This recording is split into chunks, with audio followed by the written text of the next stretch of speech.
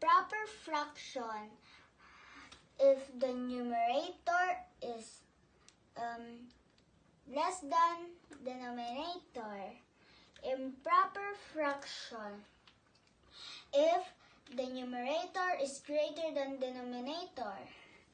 Mixed number if has a whole number and proper fraction. Activity time. Write PF if the fraction is proper. IF if the fraction is improper. MN if it is a mixed number. Number 1, 2 and 3/5. The answer is mixed number, but I'm gonna put MN. Number 2, 4/13. The answer is PF, proper fraction.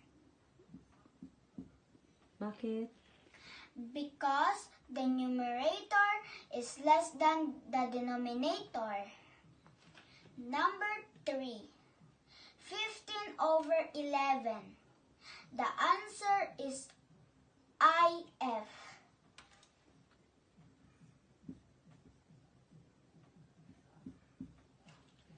Number 4,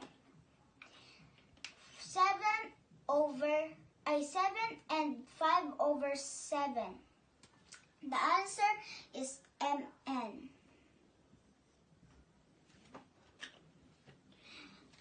3 and 6/11. The answer is mixed number.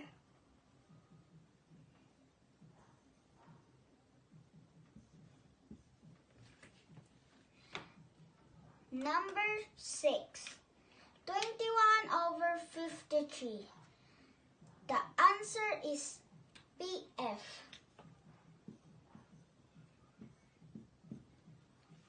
Number 7, 19/8. The answer is IF. Number 8, 8 and 31/101. The answer is MN.